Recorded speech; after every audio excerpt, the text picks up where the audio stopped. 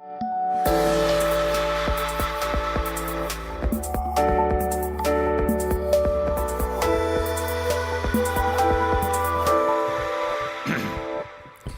bien, pues buenos días a todos. Muchísimas gracias por acompañarnos. Les vamos a presentar las previsiones económicas de invierno que ha hecho Funcas para la economía española y que publicamos hoy. Antes de señalarles los principales elementos de esas previsiones, déjenme que les recuerde el punto de partida. Esto es, cuál ha sido el comportamiento de la economía española en el año que acabamos de cerrar, 2018. Con información todavía incompleta sobre el cuarto trimestre, estimamos que la economía española creció un 2,5% en 2018. Esta es una tasa relativamente elevada, sobre todo en comparación con la eurozona, pero inferior en medio punto a la que registramos el año anterior y casi un punto menos que hace 2 años. La demanda nacional mantuvo una notable fortaleza, con un crecimiento incluso algo superior al del año anterior, debido al mayor dinamismo en todos sus componentes prácticamente. Las exportaciones, por su parte, sufrieron una desaceleración, tanto las de bienes como las de servicios, y dentro de estos, tanto los servicios turísticos como los no turísticos. La pregunta es por qué se está produciendo ese deterioro del sector exterior. Y la respuesta es que lo que antes se denominaron los vientos de cola, todos esos factores externos, como unos tipos de interés muy bajos, como una energía muy barata o como un fuerte crecimiento de la demanda internacional, ahora están soplando en otras direcciones que no apoyan tanto el crecimiento económico. Los tipos de interés y la abundante liquidez que facilita el BCE en Europa parecen abocados a normalizarse, siguiendo lo que ha ocurrido en Estados Unidos. El precio del petróleo se ha incrementado más de un 50% en los últimos 2 años, y el crecimiento de los países a los que exportamos ha perdido vigor. La zona euro crece ahora al 2,1% anual, el año anterior crecía al 2,4%. Nuestros principales compradores están creciendo menos que antes.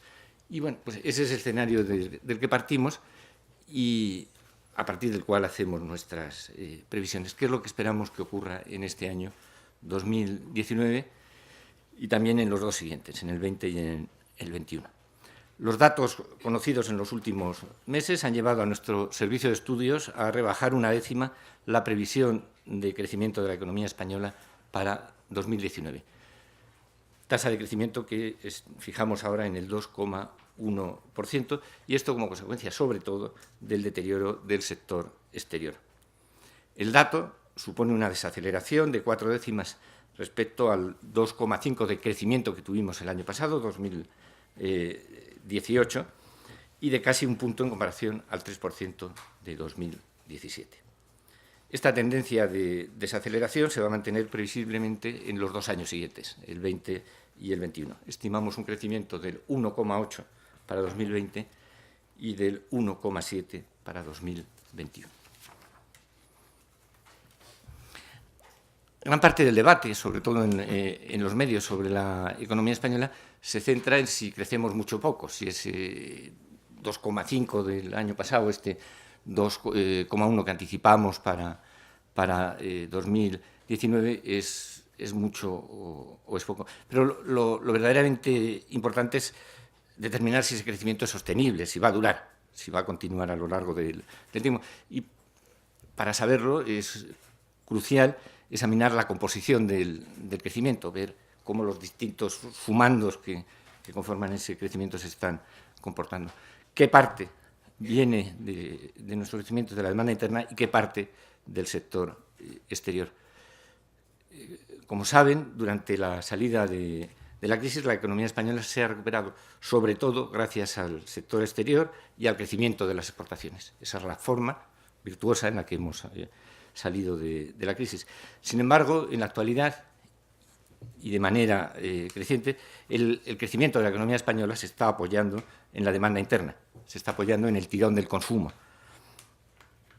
reduciendo la tasa de ahorro de las familias a mínimos históricos y frenando el proceso de desendeudamiento, de desapalancamiento de los hogares, antes de que ese nivel de deuda se haya reducido a niveles sostenibles. Y, por el contrario, el superávit externo se ha ido reduciendo y lo que creemos que va a ocurrir es que esa tendencia se va a mantener. El sector externo detraerá 3 décimas de crecimiento en 2019 por el menor aumento de las exportaciones, esto debido al incierto y débil entorno internacional. Ya en 2018 el sector exterior restó 5 décimas frente a la ligera aportación positiva que tuvo en 2017. Esta evolución del sector exterior pone en duda la sostenibilidad del superávit que ha acompañado a la recuperación de la economía española en los últimos años. La demanda nacional, por su parte, mantendrá un ritmo fuerte de crecimiento, del 2,4% en 2019, sobre todo por el buen comportamiento de la inversión empresarial, y aunque ese comportamiento no será suficiente para compensar la evolución de las exportaciones netas, sí que contribuirá al crecimiento. El resultado es que el superávit externo, ese que nos ha impulsado en la salida de la crisis, se va a reducir hasta el 0,8% del PIB este año y podría caer hasta el 0,5% en el año 2021. Como señalamos en el informe, todas las recesiones anteriores de la economía española han venido precedidas por un fuerte deterioro de las cuentas externas y, por tanto, entendemos que ese deterioro del sector exterior es la principal amenaza en este momento, la principal fuente de preocupación a la que se enfrenta la economía española. El futuro no está escrito, lo que acabe ocurriendo pues, dependerá de cómo se oriente la política económica y de cómo se comporten los agentes económicos. La clave para corregir esta tendencia, este deterioro de las cuentas externas, es mejorar la posición exportadora española y evitar esa desaceleración que supone la situación actual. La clave para corregir esa tendencia es aumentar la productividad. Lo que tenemos que hacer, lo que necesita la economía española, es aumentar la productividad y esto exige acciones concretas de la política económica. La productividad de la economía española no ha evolucionado bien. En el periodo 2013-2017 creció un 0,3% anual. Esto es la mitad de lo que crecía en la zona euro. Nuestros socios comerciales, nuestros principales socios comerciales, han visto crecer su productividad el doble en estos últimos 4 años que lo que ha hecho la economía española. Y en 2018 la productividad en España no creció. Estuvo plana, creció un 0,0%. Este es un dato que bueno, no deberíamos dejar que pase desapercibido. Es un motivo de preocupación. Para Funcas, como les digo, es necesario aplicar reformas que corrijan esa evolución. Reformas de las que luego hablaremos, pero que incluyen mejorar el funcionamiento del mercado de trabajo e incluyen también mejorar la posición de las finanzas públicas, quizá empezando por equilibrar el sistema de pensiones, que, como saben, tiene un déficit significativo. Con reformas adecuadas se podría conseguir un aumento de la productividad que nos llevase a tasas próximas a las que tienen nuestros vecinos, Francia o Alemania, y esto permitiría bueno, pues mantener el crecimiento que tenemos en estos momentos. Así que, en definitiva, la economía española mantiene un crecimiento relativamente fuerte, al menos en comparación con el resto de la Unión Europea, pero con una debilidad, que es que el creciente peso de la demanda interna y el decreciente peso del sector exterior en el crecimiento no son sostenibles a medio y largo plazo, particularmente en un país como el nuestro, con una deuda pública y privada muy elevadas. Para terminar, 2 apuntes muy breves sobre el empleo y el déficit público. Estimamos que el desempleo va a seguir reduciéndose hasta el 13,9% en 2019 y aproximadamente un punto menos cada año de los 2 siguientes, del año 2020 y 2021. El desempleo se va a seguir reduciendo. Y el otro apunte que les quiero hacer es que la ralentización de la economía dificultará inevitablemente el cumplimiento de los objetivos de déficit. Estimamos que en el contexto actual el déficit se reducirá hasta el 2,1% del PIB. Esto es una reducción significativa, 6 décimas menos que en 2018, pero lejos del objetivo, que es del 1,3%. Estos son los elementos que les quería destacar, y ahora el director de coyuntura de la Fundación les va a presentar más sistemáticamente el conjunto de las previsiones que hemos hecho. Así que, Raimon, cuando quieras, gracias. Gracias, Carlos. Buenos días. Me voy a limitar realmente a ilustrar digamos, la narrativa que tenemos de la economía española con algunos datos. Básicamente empezando por la situación de la economía española, para ilustrar a ver si podemos... Parece que no funciona. Perdón. No funciona. Ahora sí. La doble tendencia, es decir, tendencia a la desaceleración dentro de un crecimiento relativamente robusto, desde luego más elevado que el de la media europea, bastante superior a la media europea, y a la vez la reducción gradual del superávit externo, que ha sido en definitiva la garantía de la sostenibilidad del crecimiento económico. Entonces, empezando por ese dato, y sería, en cuanto a la situación de la economía española, nuestra estimación para el año pasado, 2018, es que habría crecido un 2,5%, 2,5%. Difiere un poco de algunas otras estimaciones, porque ha habido una revisión del tercer trimestre, hay elementos técnicos, pero fundamentalmente crece significativamente más de la media europea. En el tercer trimestre, por ejemplo, la estimación es de un crecimiento del PIB del 0,6 en ese trimestre, es el triple del crecimiento de la zona euro, y para el cuarto trimestre se habría acelerado, según nuestros indicadores, también los de la IREF, etcétera, con lo cual para el conjunto del año tendría un comportamiento relativamente todavía dinámico, 2,5, aunque ya se nota la desaceleración con respecto a los años anteriores, los años del 3% o más. Este crecimiento viene sobre todo acompañado de un crecimiento aún más importante de la demanda interna, como ha dicho Carlos, y también con creación de empleo. El paro se habría reducido hasta prácticamente el 15% en 2018, y tenemos la situación en que, por ejemplo, en afiliación, el crecimiento es superior al de la economía, es decir, un crecimiento muy importante, una creación de empleo muy importante que alimenta el consumo y a la vez estimula la economía. Digamos, ahí hay un bucle virtuoso de empleo, consumo, que es lo que explica que la demanda interna crece con fuerza por parte del consumo, y también la inversión, que ha crecido incluso a tasas superiores. Por ejemplo, la inversión internacional, hasta octubre entraron 40.000 millones de euros en inversión directa internacional, que esto es 4 veces más de lo que se observó el año anterior, en 2017, en el mismo periodo de 2017. Entonces hay todavía una demanda interna que viene tanto del consumo como de la inversión, y que permite, digamos, mantener el crecimiento de la economía, aunque esa onda expansiva, lo vemos trimestre a trimestre, poco a poco se va reduciendo. Las tasas trimestrales, que eran muy elevadas en el momento del rebote de la economía, de la recuperación, poco a poco se van evidentemente atenuando.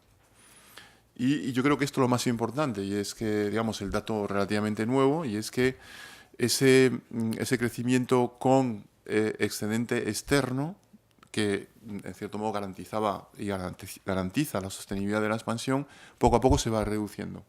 La aportación de la demanda externa ahora es negativa, es decir, el sector externo detrae crecimiento con respecto a la demanda interna, y este efecto incluso se habría acelerado durante los últimos trimestres. Evidentemente esto provoca que el superávit externo en balanza corriente, es decir, la balanza corriente de la economía, que tiene todavía un superávit, se va reduciendo poco a poco. Se situaba en torno al 2% durante los años 2016-2017, por ejemplo. Estamos en la mitad o algo menos de la mitad ya en 2018, precisamente porque las exportaciones netas se van ralentizando. Entonces, la economía entra con fuerza en 2019, pero con digamos, esa particularidad, que ya no es tanto el sector externo el que apoya la economía, sino más bien la demanda interna. Y esto sigue en 2019, 2020, 2021. Nuestra previsión, como ha dicho Carlos, para esos años es respectivamente 2,1, 1,8 y 1,7 de crecimiento. El último año, 2021, se acercaría ya al crecimiento potencial de la economía española, que está en torno al 1,7, 1,6 de crecimiento potencial. Es decir, una suave desaceleración que nos lleva prácticamente al crecimiento potencial de la economía y que viene básicamente del deterioro del contexto externo.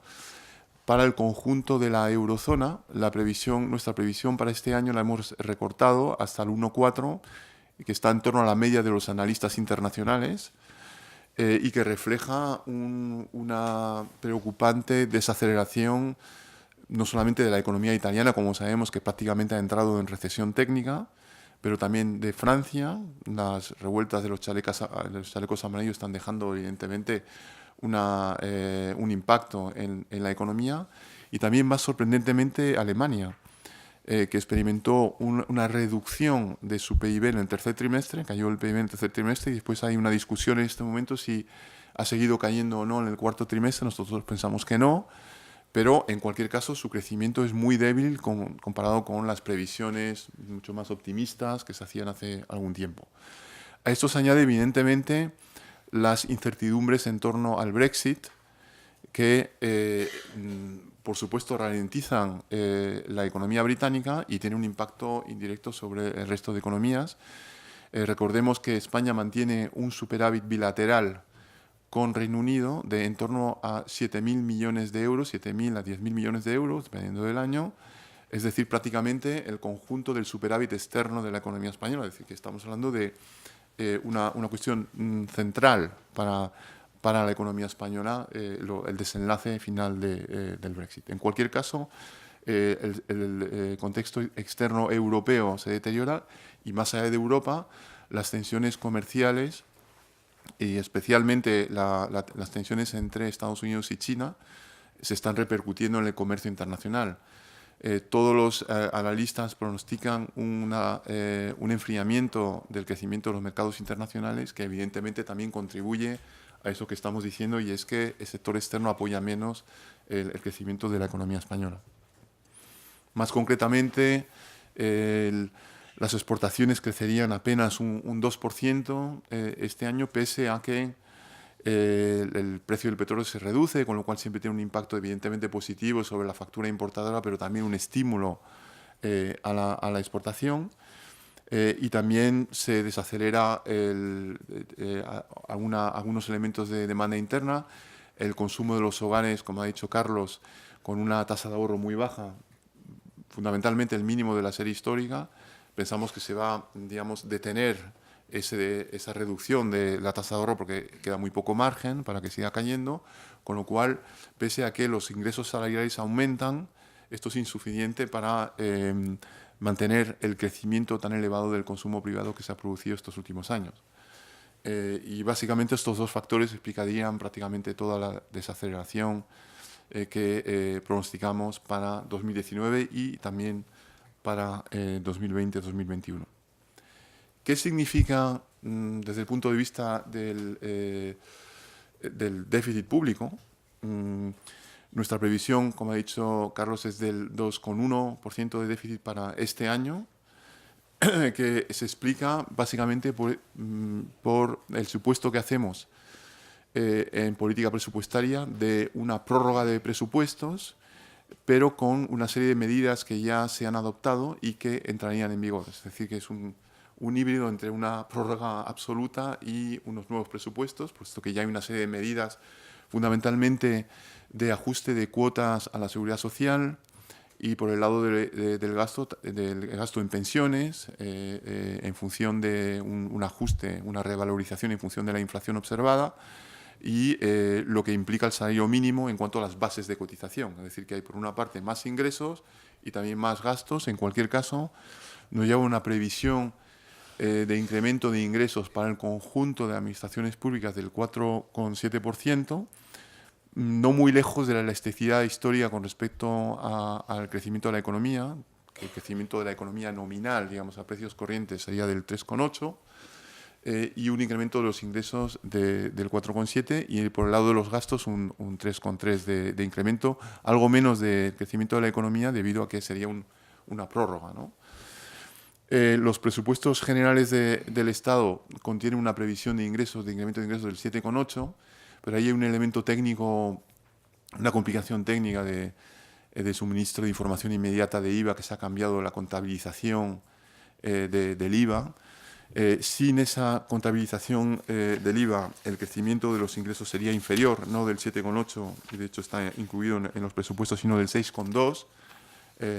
Todavía superior a nuestra previsión de ingresos, porque evidentemente hay nuevos ingresos que están previstos en los presupuestos generales del Estado. Nosotros no los incluimos porque esto es algo que se está solamente ahora tramitando, y en cualquier caso solamente entraría en vigor a mediados de año, lo que significa que por lo menos medio año es un periodo de prórroga presupuestaria, y no sabemos lo que la tramitación, digamos, concluirá. Esa es una diferencia, y por el lado de los gastos también hay una diferencia, y es que crecen más los gastos, puesto que esos presupuestos también contienen una serie de medidas de gasto.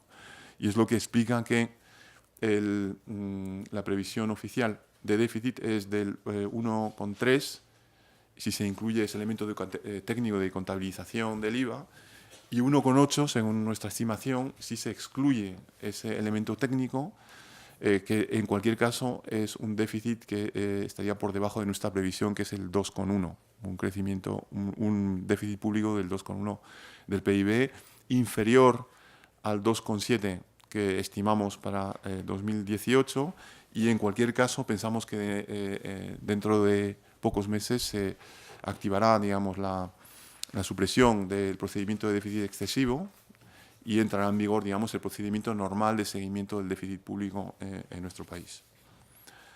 En cuanto al otro elemento digamos, importante de la previsión, que es qué pasa con el superávit externo, pues efectivamente disminuye ese superávit externo.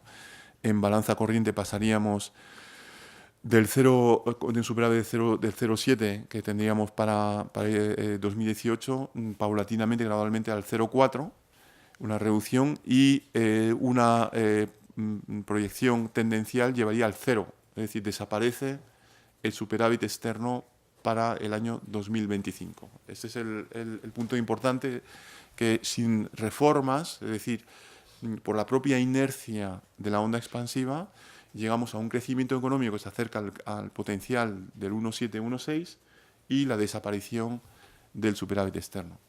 ¿Qué pasa si se adoptaran reformas, ¿no? Bajo el supuesto de que se adoptaran y que entrarían en vigor a partir del año que viene, y progresivamente, porque sabemos que la experiencia histórica muestra que su impacto no puede ser más que paulatino, eso permitiría aumentar la productividad a tasas, el crecimiento de la productividad a tasas similares a las de Alemania y Francia, es decir, que la brecha en nivel se mantendría, pero no se deterioraría, y crecería la productividad a esas tasas. Permitiría estimular el crecimiento potencial de la economía, añadiría 2 décimas de crecimiento potencial de la economía, que es bastante, a largo plazo es muy importante, y gracias a ese esfuerzo, evidentemente mejora no solamente la productividad, pero también la competitividad internacional de la economía española, y mantiene ese superávit externo. Estos son cifras muy, digamos, estimativas en base a modelos.